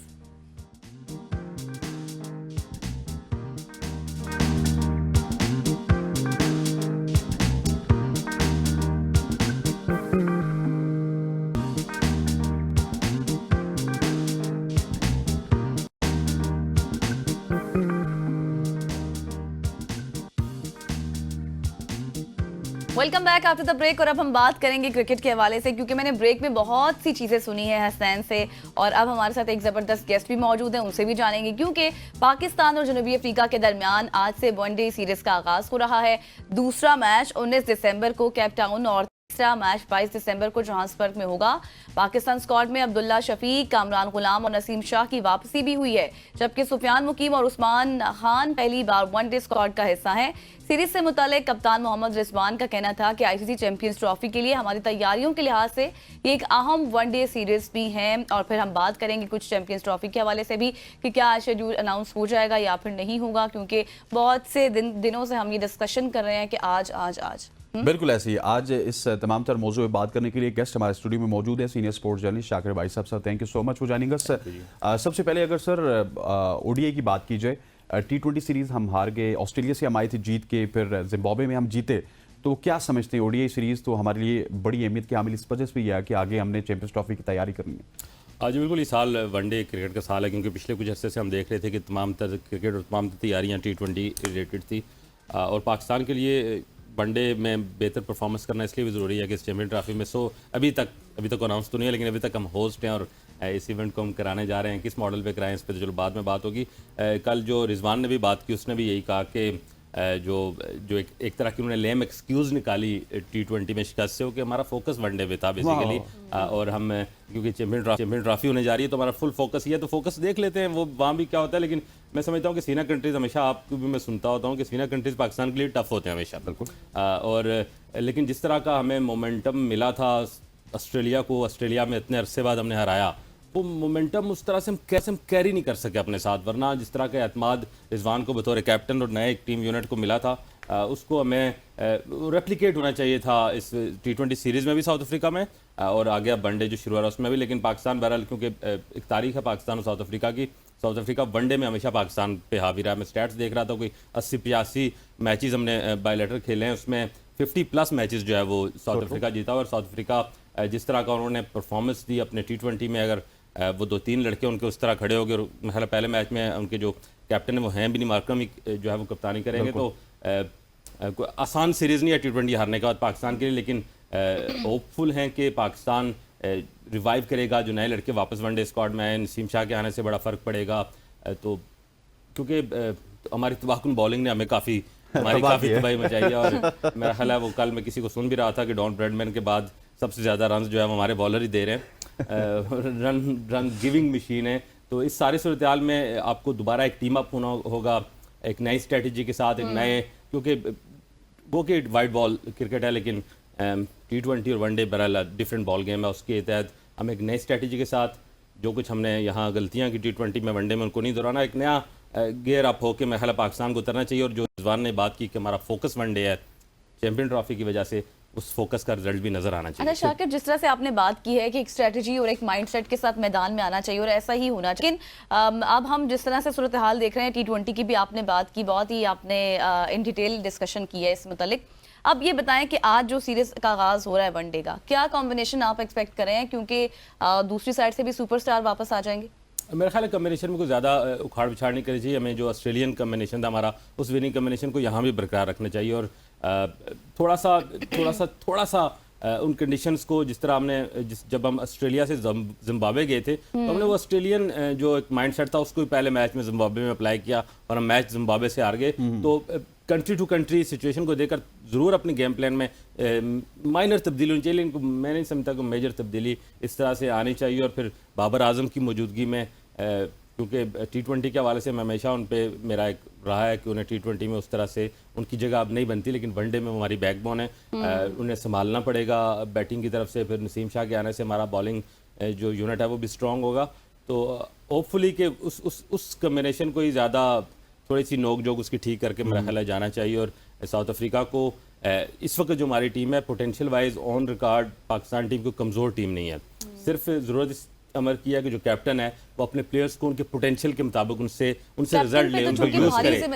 और एक स्मार्ट मूव कैप्टन की तरफ से एक अच्छी फील्ड चेंज, एक अच्छा बॉलिंग चेंज जो है वो आपके मैच का पांसा पलट सकती है। और वो जो हम पिछले कुछ अरसे से बाबर आजम के दौर से देख रहे हैं कि हम 2-3 विकेटें ऊपर से ले लेते हैं और उसके बाद मिडिल ऑर्डर में हम ढीले पड़ जाते हैं और हमें 200 रन की भी पार्टनरशिप लग जाती है। और शाकिर साहब दूसरा अपने लोगों को एडजस्ट करते हैं। पहले T20 में आपने देखा होगा कि एकदम से अबरार को एडजस्ट किया गया, सुफियान को साइडलाइन किया गया, that is very unfortunate. Sufiyan के साथ तो बड़ी ज्यादती है, देखिए एक लड़के ने इतनी जबरदस्त परफॉर्मेंस दी, वो एकदम उसका आप सोचो उसका कॉन्फिडेंस कहाँ पे था। और आपने एक नए लड़के को बचाना, ये कैप्टन की जिम्मेदारी होती है कि उसके उस एतमाद को कैरी करें जो आपको आगे काम आएगा। आपने उसको वहाँ उसने एक वर्ल्ड रिकॉर्ड परफॉर्मेंस दी और वापस आपको आपने उसने वहाँ उसको इस्तेमाल किया जहाँ उसका बनता नहीं था और उसका वो सारा एक बैलून बना हुआ था वो एकदम से पिंजों के फट गया। मैं समझता हूँ कि ये देखिए मैं हमेशा कैप्टनसी के हवाले से कहता हूँ, जो बाबर आजम पर हम तनकीद करते थे कि कैप्टनसी कोई मतलब एक खिलाड़ी का नाम नहीं है, कैप्टनसी एक ह्यूमन मैनेजमेंट है। आपके पास 11-12 लोग हैं, उनको जिस तरह हमारे हर डिपार्टमेंट एक HR मैनेजर होता है ना, उसे पता होता है कि किस किस बंदे के क्या क्या नजरियात हैं, क्या क्या उसकी अप्रोच है, सोच है, तो उसके मुताबिक उसको डील करना है। यहाँ पर भी कैप्टन को अपने जो उसके पास एक लॉट दस्तयाब मटेरियल होता है उससे एक अच्छी इमारत बनानी होती है, उसे एक अच्छा फाइटिंग यूनिट के तौर पर उसको यूटिलाइज करना होता है, जो बाबर आजम में तो हमने नहीं देखा, लेकिन होपफुली रिजवान ऐसा करेंगे। इससे पहले कि गजल चैंपियंस ट्रॉफी के ऊपर बात करें, इनकी बड़ी आजकल ग्रिप है चैंपियंस ट्रॉफी पे बात कर करके, एक आखिरी सवाल करूंगा इससे पहले कि हम चैंपियंस ट्रॉफी की तरफ चलें। जैसन गिलस्पी भी चले गए, इससे पहले गैरी क्रिस्टन भी चले गए। जब गैरी क्रिस्टन सिलेक्शन के ऊपर बात करते थे तो वो हराम था, अब आकिब जावेद खुद सिलेक्टर भी हैं, कोच भी हैं, ऊपर से स्टेबिलिटी आती नहीं है, नीचे टीम में कैसे स्टेबिलिटी आएगी? बड़ा अनफॉर्चुनेट है कि आप मजाक बन चुके हैं इंटरनेशनली। देखें गिलस्पी भी और क्रिस्टन भी दुनिया क्रिकेट में बड़े नाम हैं और उन्होंने जहाँ सर्व किया है बड़े ऑनर डिग्निटी के सर्व किया और रिजल्ट दिए हैं। अनफॉर्चुनेटली पाकिस्तान क्रिकेट में बाहर से आने वालों के खिलाफ लोकल एक टीम अप हो जाते हैं, उनको उनके रास्ते रोके जाते हैं। या तो आप बाहर से कोचेस को लाएं ना, जब लाते हैं तो उनको मैंडेट भी दें, उनको यूटिलाइज करें, उनसे रिजल्ट भी लें, क्योंकि ये एक बदनामी का बायस बनती है हमारे लिए। और आकिब जावेद की जिस तरह बात की हमने माजी में देखा था कि एक वक्त था हमने मुस्बाउल्लाह को ऑल एंड ऑल बना दिया था, वही कोच, वही सिलेक्टर, एवरीथिंग। अब वो मैं रोल देख रहा हूँ आकिब जावेद में। मैं नहीं समझता, ठीक है आकिब जावेद की जो इंग्लैंड के खिलाफ सीरीज थी हमारी, उसमें उनकी जो इनपुट थी उससे हमें कामयाबी हुई, लेकिन ये नहीं है कि आप एक बंदे को एक बिल्कुल ब्लू आइड बॉय बना के सारा कुछ उसके हवाले कर दें। ये पाकिस्तान क्रिकेट के लिए कोई अच्छा नहीं होगा। जब भी किसी को पावर जब एक जगह पे आ जाती है ना किसी, तो वो बंदा फिर अपने आजाद से बाहर निकल जाता है और फिर वो अपने आप को यूँ समझे कि खुदा समझने लगता है। तो ये पाकिस्तान क्रिकेट के लिए अच्छा नहीं होगा। मैं समझता हूँ कि रोल को डिवाइड करें, पावर को डिसॉल्व करें, लोगों को मुख्तलिफ रोल्स दें ताकि वो रिजल्ट ले सकें। और वैसे भी लोड मैनेजमेंट का भी एक उसूल है कि एक ही शख्स पर सब जिम्मेदारियां देंगे, मेरा नहीं ख्याल कि वो एक इंसान है, मशीन नहीं है। चैंपियंस ट्रॉफी से बात करने से पहले शाकिर मैं इसमें थोड़ा सा ऐड करूंगी और यहीं से आगे लेकर चलेंगे कि कहा यह भी जाता है कि हम हैंडल सही से नहीं करते। हम या तो फिर पहले जो है कोचेस को आप इतना इन्वॉल्वमेंट ना ही दें, ना करें मामलात में इन्वॉल्व, फिर उसके बाद आपको ये मसाइल का सामना करना पड़ता है। अब नेल्सन के हवाले से भी ये कहा जाता है कि भी उनको बेखबर रखा जाता था हर चीज से। सबको बेखबर रखा नहीं, वही बात है ना कि जिसको आपने जो रोल दिया और उसको साथ रोल भी दें, साथ उसको एक टाइम पीरियड दें, आपके पास 6 माह हैं, साल हैं, और फिर उसको फ्री हैंड दे ताकि वो अपनी जो सलाहियतें हैं, अपना जो उसका एक्सपीरियंस है उससे आपको कुछ दे सके। ये नहीं है कि एक को लाया उसको नाराज़ करके भेजा, दूसरा आया वो भी नाराज़ होकर भेजा। मैं फिर कहूँगा गिलस्पी और गैरी क्रिस्टन दुनिया क्रिकेट में प्लेयर के हिसाब से भी और अब जब कोचिंग स्टाफ में आए हैं तो उस बड़े नाम है। और ये अच्छा नहीं लगता कि पाकिस्तान से कोई लोग बुरी यादें लेकर जाएं बाहर। और कोई साबिक टेस्ट क्रिकेटर अगर क्यूरेटर होता तो आज टोनी के साथ भी वही होता। ऐसा ही अच्छा सर, चैंपियंस ट्रॉफी के ऊपर बात कर लेते हैं। अब गजल इजाजत है? हाँ जी, इजाजत। अच्छा सर, चैंपियंस ट्रॉफी के ऊपर आज सुना है अनाउंसमेंट आनी है, लेकिन खबरें ये हैं कि ये सिर्फ मीडिया वॉर है। एक तरफ से यहाँ से पाकिस्तान का वर्जन बेचा जाता है, उधर से इंडिया का वर्जन बेचा जाता है। पाकिस्तान फर्म स्टैंड से पीछे आते आते अब सिर्फ 2025 की चैंपियंस ट्रॉफी तक पहुंचा है। हकीकत तो यही है। अब ये बातें की जा रही हैं कि नहीं, हम 26 में भी नहीं जाएंगे, लेकिन इंडियन मीडिया, क्योंकि कल भी हमारे साथ एक बड़े सीनियर जर्नलिस्ट इंडिया के मौजूद थे, मनोज साहब, उन्होंने कहा कि भाई हम सिर्फ 25 की बात करेंगे, 26 तो हमारे 26 का टाइम बहुत दूर है अभी। इसलिए मैं 2-3 दिन से मीडिया पे देख रहा हूँ, हर जगह एक ही बात चल रही है, पाकिस्तान ने बड़ा ज़बरदस्त स्टांस लिया, मोहसिन नकवी ने ये कर दिया, वो कर दिया। मुद्दा क्या था? मुद्दा ये था कि पाकिस्तान होस्ट है चैंपियन ट्रॉफी का, और पाकिस्तान को ये चैंपियन ट्रॉफी पूरी की पूरी पाकिस्तान में करवानी है। Simple is this. आपका ये केस है, आप ये केस हार रहे हैं, हार गए। अनाउंसमेंट आज भी मेरी बात हुई है आईसीसी में, कोई कंफर्म नहीं है कि आज अनाउंसमेंट हो जाएगी आईसीसी की चैंपियन ट्रॉफी के हवाले से, लेकिन आज नहीं तो कल हो जाएगी, क्योंकि अब टाइम ख़त्म हो गया। आपको अपना केस जीतना ये था कि आप इंडिया को पाकिस्तान लेकर आते। आप हाइब्रिड बांडल या फ्यूजन, कुछ भी उसको नाम दे दें, ये पाकिस्तान की कामयाबी नहीं है। आप कहते हैं हमें जी वुमेन वर्ल्ड कप बदले में मिलेगा, चैंपियन ट्रॉफी या मेन इवेंट के मुकाबले में आपको 10 वुमेन वर्ल्ड कप मिल जाएं, उसकी कोई हैसियत नहीं है। पाकिस्तानी फैंस डिसअपॉइंटेड हैं। इसको मैं किसी तौर पर इसकी कामयाबी नहीं समझता कि आप भारत जो है वो अपनी जो एक सोच अप्रोच थी उसकी कि हमने पाकिस्तान नहीं जाना, इस टूर्नामेंट को कामयाब नहीं होने देना, वो उसमें कामयाब नजर आ रहा है। देखें, ये और क्रिकेट के लिए डिस्ट्रक्टिव चीज़ है कि ये फैसला हो जाए कि इंडिया पाकिस्तान नहीं आएगा और पाकिस्तान इंडिया नहीं जाएगा। मतलब ये तो देखें ना, 1.5 अरब उनकी आबादी, 25-30 करोड़ हमारी आबादी है, तकरीबन 2 अरब लोग, यानी 1/3 ऑफ वर्ल्ड पॉपुलेशन इंडिया को पाकिस्तान में खेलते हुए और पाकिस्तान को इंडिया में खेलते हुए देखना चाहते हैं। Exactly. ये आप कैसे क्रिकेट को सर्व कर रहे हैं कि आप इस पे अभी तो रिटर्न एग्रीमेंट ना हुआ है ना होगा। रिटर्न एग्रीमेंट भी हो जाए तो डिजास्टर है क्रिकेट के लिए, क्योंकि हम इंडिया को पाकिस्तान में खेलते देखना चाहते हैं। हमारी जितनी भी इंडियन फैन से बात होती है वो पाकिस्तान को जाकर इंडिया में खेलना देखना चाहते हैं। ये कौन सा डिसीजन होगा कि आप क्रिकेट को जो है वो रिवाइव करके उसको ग्रो करने के बजाय उसको मजीद जो है वो कमज़ोर करें इस फैसले से? ये फैसला क्रिकेट के लिए भी ठीक नहीं, और ये अब तुरंत जो है वो जो लोग, मैं पेड़ तो नहीं कहूँगा, लेकिन चलो कुछ मिले जुले जो लोग हैं मोहसिन नकवी को उठा रहे हैं या क्रिकेट बोर्ड के जो है वो एक उसको सपोर्ट में दे रहे हैं। मैं इसको पाकिस्तान की कामयाबी किसी सूरत नहीं कह सकता कि पाकिस्तान चैंपियन ट्रॉफी पूरी की पूरी पाकिस्तान में नहीं करा सका। और जो इंडिया का एक मुतालबा था कि हमें हाइब्रिड की तरफ जाना है, उसको आप फ्यूजन दे दें, कोलैबोरेशन दे दें, कुछ भी नाम दे दें, पाकिस्तान में चैंपियन ट्रॉफी पूरी की पूरी नहीं हो रही। और जो इंडिया को हम पाकिस्तान लाने का एक घमंड, एक गुरूर था कि हम तोड़ेंगे इस चैंपियन ट्रॉफी में, उसको लेके आएंगे, हर सूरत लेके आएंगे, वो तो हम नहीं कर सके। तो उसको हम अपनी कामयाबी कैसे कह सकते हैं? कैसे कह सकते हैं? और जिस तरह से आपने बात की रिटर्न के हवाले से, शाकिर ये बताइएगा आपको क्या लगता है क्यों भारत रिटर्न लिखकर नहीं दे रहा? क्या कमजोर हो जाएगा उसका केस, ये वजह है? देखिए, माजी में पाकिस्तान ने हमेशा ना करते करते भारत गए। हम आखिरी वर्ल्ड कप भी ना चाहते हुए भी हम गए भारत, तो इसलिए भारत को ये माजी से हमने शराफत दिखाई, मैं ये कहूँगा, और उस शराफत को भारत ने हमारी कमज़ोरी समझ लिया। और उसने कहा कि जिस तरह माजी में पाकिस्तान को खींच कूच के हम ले आए इंडिया में, आइंदा भी हम ले आएंगे। अगर रिटर्न एग्रीमेंट को करेगा तो उसमें यकीनन फंस जाता है बंदा। और मुझे नहीं लगता कि आईसीसी या भारत दोनों में से कोई भी पाकिस्तान को रिटर्न देगा। हम एक्सपेक्ट कर रहे थे कि जय शाह की आईसीसी में जाने से उनका जो सोच और अप्रोच होगी वो बीसीसीआई से निकलकर एक वर्ल्ड बॉडी के हेड के तौर पर नजर आएगी, लेकिन अनफॉर्चुनेटली ऐसा नहीं हुआ। वो आईसीसी में भी सियासत करें जो अच्छा नहीं है क्रिकेट के लिए। और मैं एक बार फिर कहूँगा, यकीनन फैन भी एग्री करेंगे कि पाकिस्तान का इंडिया जाके ना खेलना कोई अच्छी बात नहीं है। इंडिया का पाकिस्तान आकर ना खेलना कोई अच्छी बात नहीं है, क्रिकेट के लिए कोई अच्छी बात नहीं, क्रिकेट फैन के लिए कोई अच्छी बात नहीं, क्रिकेट इंडस्ट्री के लिए कोई अच्छी बात नहीं, क्योंकि दोनों मुल्कों के लोग दोनों टीमों को बायलैटरल अपने मुल्कों में जाकर खेलना चाहते हैं। और ऐसा कोई फैसला, ये कोई मायदा अगर इसे कामयाबी समझा जाता है तो मेरे नज़दीक ये नाकामी है क्रिकेट की भी, पाकिस्तान की भी। शाकिर साहब, जो रिटर्न की बात हो रही है ना, रिटर्न एग्रीमेंट वो ना भी दें, जो ऑफिशियल मीटिंग होती है कोई भी किसी भी कंपनी की बोर्ड ऑफ डायरेक्टर्स की, उसके जो मिनट्स ऑफ मीटिंग्स होते हैं वो मतलब रिटर्न एग्रीमेंट ही होता है। वो एक लीगल डॉक्यूमेंट होता है, वो कल आप कोर्ट में जाके करवा सकते हैं। वो तो अगर मीटिंग होगी तो उसमें फैसला हो जाएगा। लेकिन दूसरा मुझे ये बताइएगा कि अब भारत एक सोल पावर है, वो एक सुपर पावर है क्रिकेट में। बिग 3 वाला मामला खत्म हो गया, इंग्लैंड भी, ऑस्ट्रेलिया भी, उनको भी देख लें, वो पीछे चले गए। लेकिन मुझे ये खबरें आ रही हैं कि आपके एशियन बोर्ड्स ने भी और आपके जो इंटरनेशनल बोर्ड्स हैं उन्होंने पाकिस्तान को कम से कम इस पे बैक किया कि अगर अभी वो यहाँ पे नहीं आएंगे तो ये भी वहाँ पे ना जाएं। ठीक है, वो खबर तो बुरी ही है, लेकिन वो कह रहे हैं कि पाकिस्तान ठीक कह रहा है और इस वक्त पाकिस्तान के साथ वो इस वजह से भी खड़े हैं कि उन्होंने भी कहीं ना कहीं पे जाके अब बीसीसीआई को आंखें दिखानी है। यकीनन नहीं, ये इतला तो ये है कि श्रीलंकन क्रिकेट बोर्ड और Afghan cricket board, even Bangladesh cricket board इस चांस में पाकिस्तान के साथ है। मैं ये नहीं कहता कि वो हमारे साथ नहीं है, मैं एक ब्रॉडर पिक्चर में देखना चाहता हूँ कि केस ये था कि आपने इस कप को ख़त्म करना है जी एक ही सांस में, और आप नहीं ख़त्म कर पाए।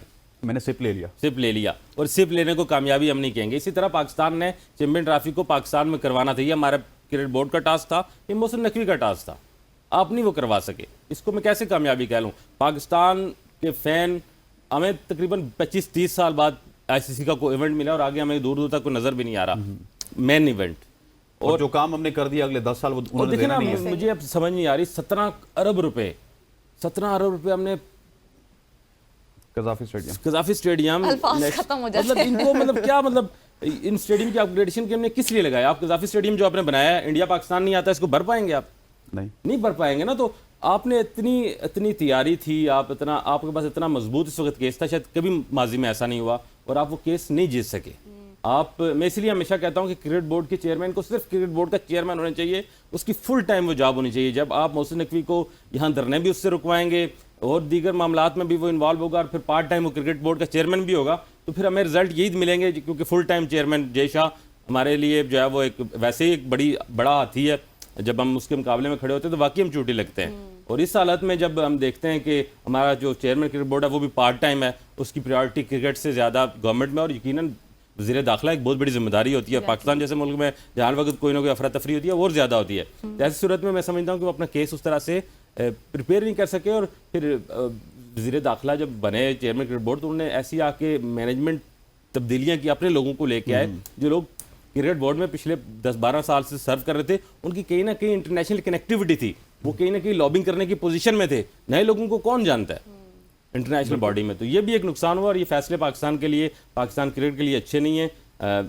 होपफुली कोई मुआवजा हो जाए, आईसीसी ने भी ऑफिशियली अनाउंस नहीं किया, कोई ऐसा मुआवजा हो जाए जो पाकिस्तान के लिए कोई विन विन सिचुएशन, लेकिन अब तक जो मॉडल हमारे सामने है, मैं इसको पाकिस्तान की नहीं अच्छा कहता। शाकिर, जैसे आपने कहा कि जिस तरह से सूरत हाल है, मोहसिन नकवी के ऊपर बहुत ज़्यादा तनकीद की जाती रही कि जब भारत वहाँ लॉबिंग कर रहा था, यहाँ पर ये धरने संभाल रहे थे, और फिर ये भी आया कि इनको अब इस्तीफा दे देना चाहिए, क्योंकि एक साथ दो ओहदे लेकर चलना थोड़ा सा मुश्किल हो जाता है, मामलात को सेटल डाउन करना।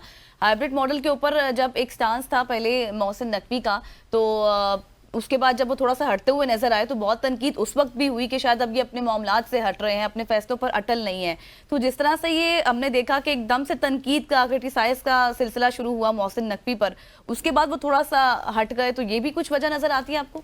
देखें, आप जब कुछ कर नहीं पाएंगे, जब आप उस तरह से उस बॉडी में बैठते हैं, क्योंकि मोहसिन नकवी भी कोई लेगेसी तो नहीं रखते क्रिकेट की, उनकी कोई उस तरह से वर्ल्ड बॉडीज में जो लोग हैं उनसे उस तरह की एक होता है ना जाती ताल्लुक होता है। आप कहीं प्रोफेशनल भी जाते हैं और कहीं आपका पर्सनल ताल्लुक होता है, तो कहीं से कहीं वो बेनिफिट जो डिप्लोमेसी होती है ना, उससे आप कुछ निकाल लेते हैं। मोहसिन नकवी उस मामले में भी कमज़ोर थे, और फिर ऊपर उसको जब डिवाइड कर दिया उनकी जिम्मेदारियों को, वज़ीर दाखिला भी हैं, क्रिकेट बोर्ड के चेयरमैन भी हैं, और इतना बड़ा इवेंट आ रहा है, उसके लिए आप पूरी तरह प्रिपेयर्ड नहीं है, तो फिर वो प्रेशर में कहीं आए और प्रेशर में परफॉर्म नहीं कर सके। लेकिन अभी तक उन्होंने यही कोशिश किया कोई इज्जत बच जाए, कुछ ना कुछ जो है वो भागते चोर की लंगोटी सही वाली बात है, हमें कुछ 30 सेकंड मेरे पास रह गए। क्या आपको चैंपियंस ट्रॉफी खटाई में जाती हुई, मुलतवी होती हुई नजर आ रही है अगर इस हफ्ते में अनाउंसमेंट ना आई? नहीं, चैंपियंस ट्रॉफी पाकिस्तान में होगी, इसी मॉडल के तहत होगी जो आ गया है, मतलब फ्यूजन मॉडल कह लें, हाइब्रिड मॉडल कह रहे हैं। लेकिन अगर मेरी जाती राय पूछते हैं तो पाकिस्तान को इसी स्टांस पे डट जाना चाहिए था, या पूरी की पूरी चैंपियंस ट्रॉफी पाकिस्तान में, या पाकिस्तान से ले ली जाए। ठीक, ये ज्यादा बाइज्जत तरीका था। Thank you very much for joining us संसुब की सोच। शाकिर भाई साहब हमारे साथ मौजूद थे, जो कि चैंपियंस ट्रॉफी के हवाले से बात कर रहे थे। खवातीन और ज़ात यहाँ पर वक्त हो जाता है एक शॉर्ट सी कमर्शियल ब्रेक का। ब्रेक के बाद वापस आएंगे, एक और इंटरेस्टिंग टॉपिक है उसके हवाले से बात करेंगे। Stay with us.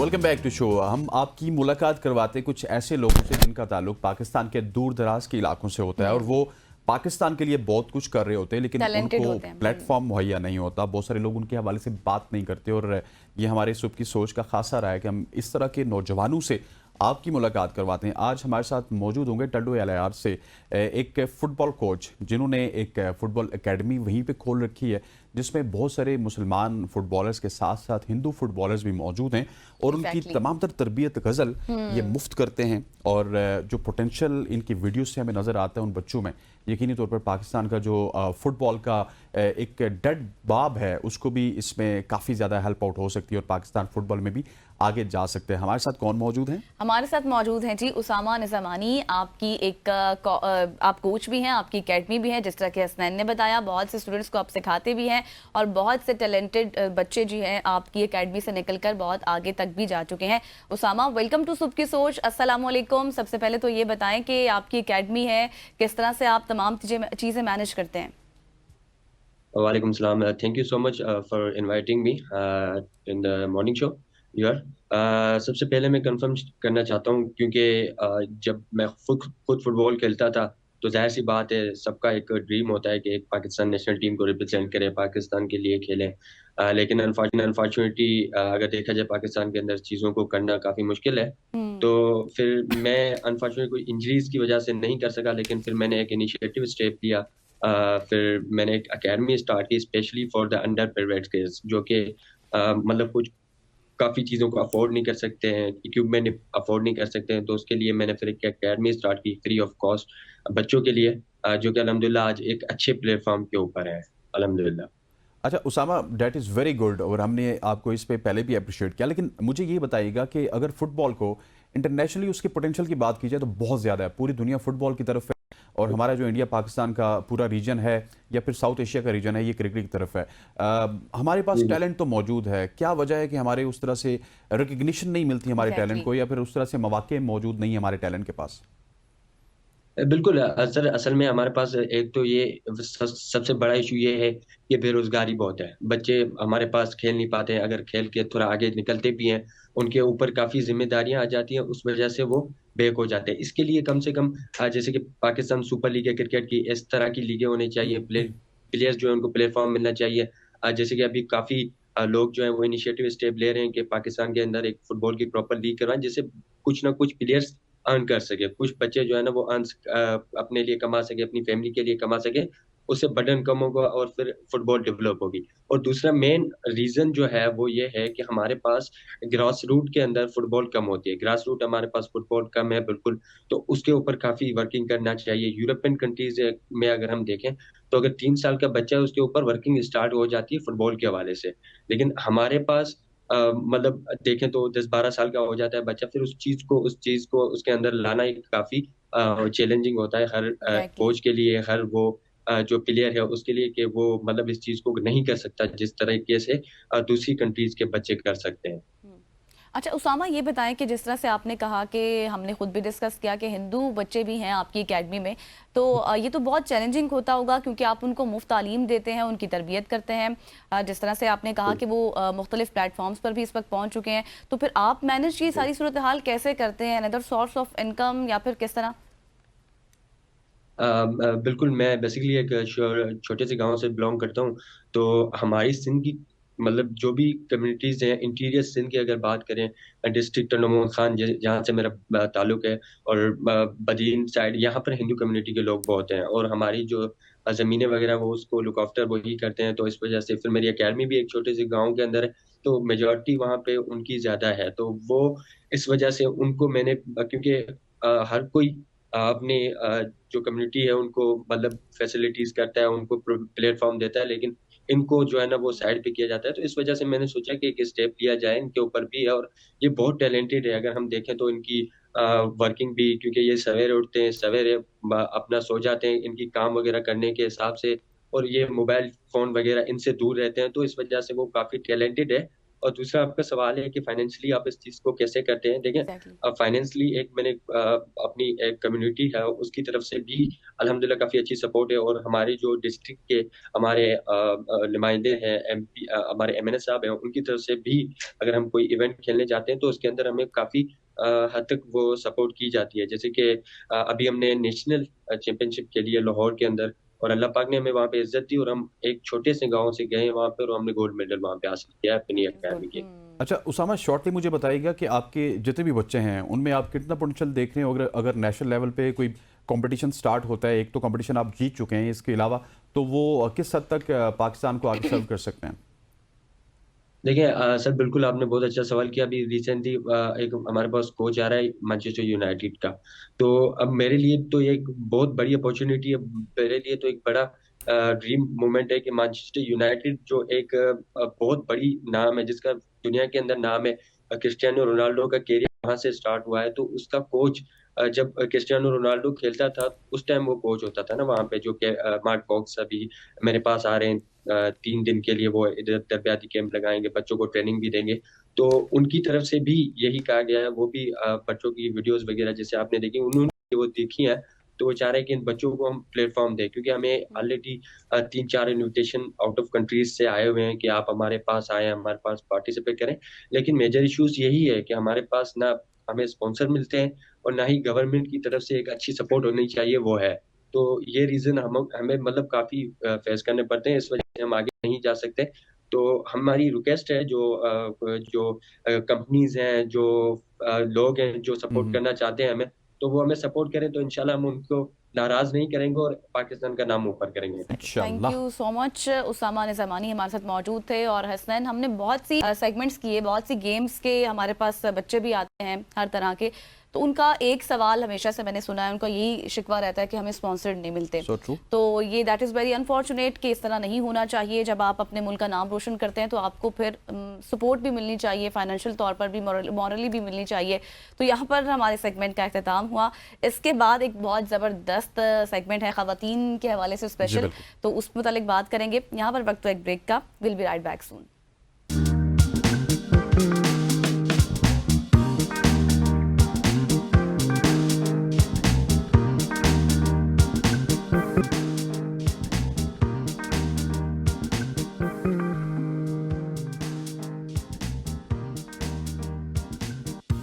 Welcome back after the break. और अब बहुत ही इंपॉर्टेंट और जबरदस्त सेगमेंट है, जैसे मैंने कहा था कि खवातीन से रिलेटेड ज्यादा है, तो इसको सुनने में एक्साइटमेंट भी ज्यादा है। जी हाँ, एग्जैक्टली। और सुनने में भी दिलचस्पी ज़्यादा रखेंगी खवातीन। और हम बात करेंगे आज मीनोपॉज और प्री मीनोपॉज के बारे में, और उनके इलाज में इस्तेमाल होने वाली जो भी जदीद तरीन थेरेपी होती है, जिसको HRT कहते हैं, उस मुतल्लिक, और जानेंगे कि किन मसाइल का सामना करना पड़ता है और क्या एहतियाती तदाबीर हो सकती हैं इस मुतल्लिक।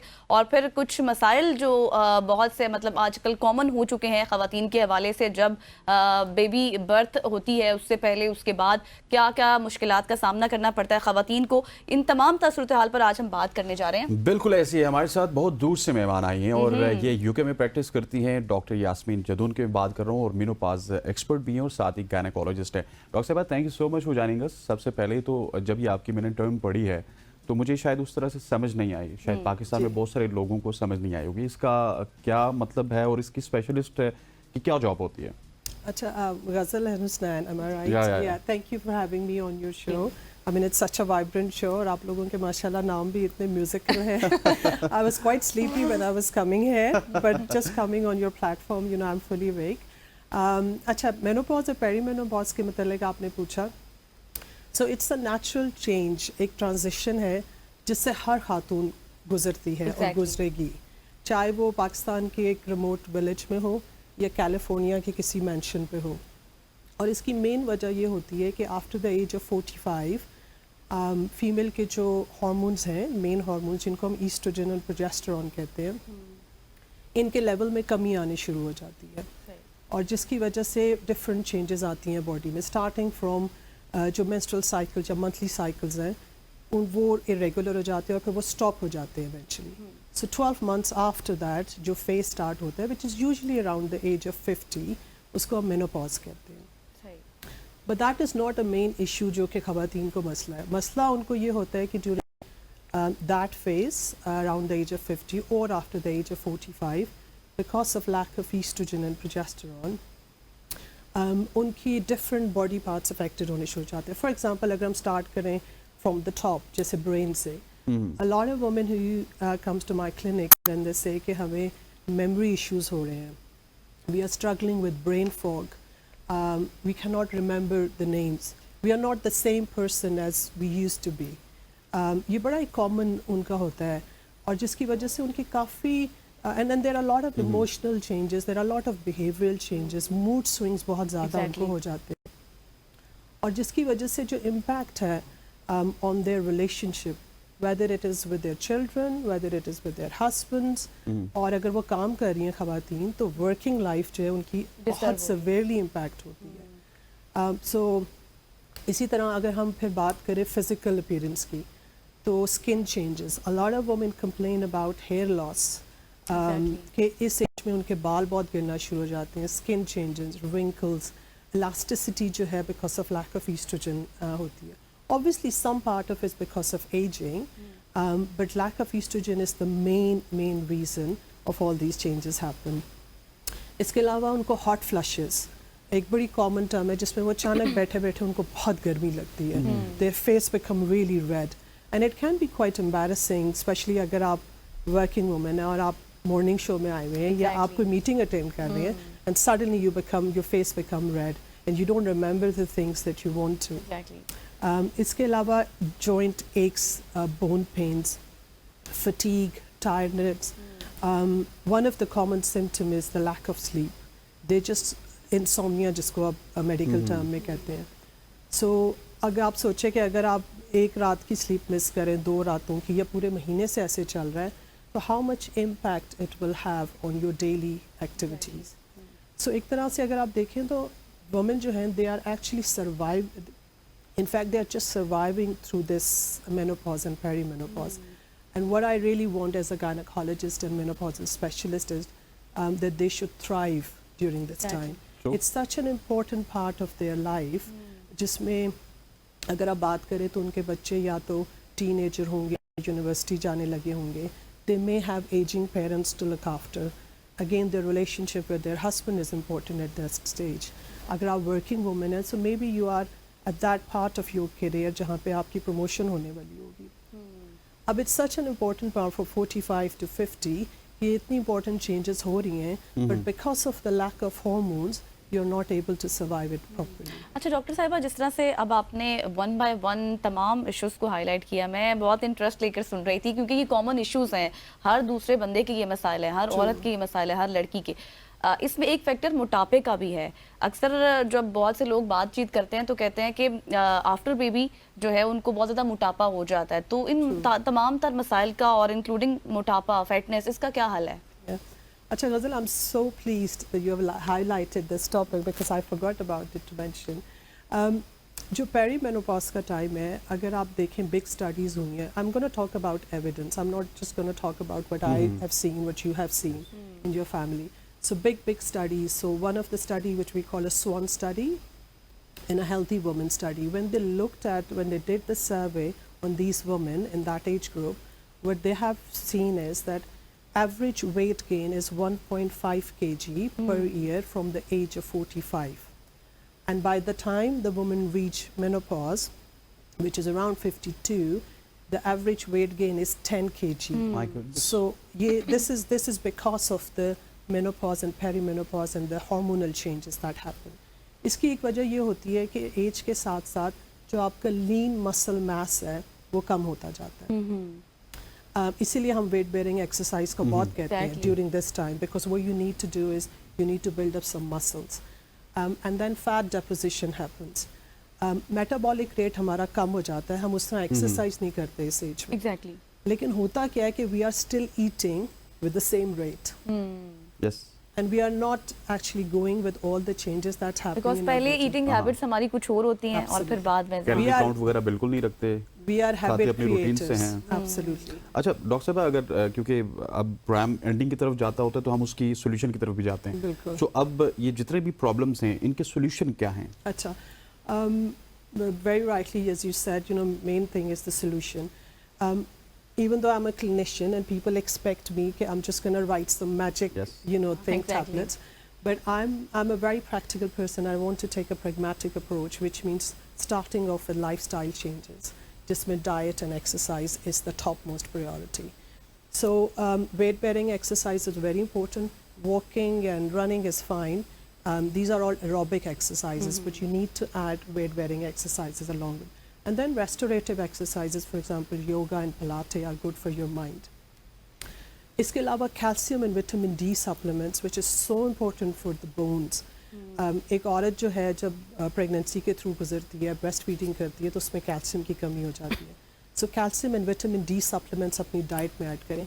And finally, hormone replacement therapy, which is exactly similar to your body hormones. आजकल जो hormones available हैं, They are in the form, you can take it in the form of patches, you can take it in the form of gel, sprays, but unfortunately I have served in Pakistan and it's not available in the form of जो आप skin से absorb कर सकते हैं. And this is the need, you know, in UK and in America, it's readily available because it has less risk of breast cancer, it has less risk of clots. जो older forms थी HRT की, hormone replacement therapy की, वो tablets की form में थी और that has higher risk of breast cancer, इसीलिए औरतों ने वो नहीं लेना शुरू किया. लेकिन जब से ये change आई है उसके बाद से बहुत readily हम औरतों को ये recommend कर रहे हैं. ठीक, thank you sorry so too much. Cut you doctor साहिबा, लेकिन बहुत कुछ था आपसे पूछने के लिए, बहुत से सवालात हैं. चूंकि वक्त की कमी है तो हमें जो है अब हमारे वक्त प्रोग्राम का वक्त भी खत्म हो गया. आपसे आपको फिर दावत देंगे, फिर आपसे इस पर लंबा सेगमेंट करेंगे और बातचीत भी करेंगे. Thank you so much for coming. इसी के साथ जी मुझे, हसनैन को, हमारी पूरी टीम को आज तक के लिए इजाजत दीजिए. कल आपके साथ दोबारा हम हाजिर होंगे नई नई स्टोरीज के साथ, नए नए और अच्छे अच्छे मजेदार सेगमेंट्स के साथ. अल्लाह हाफिज.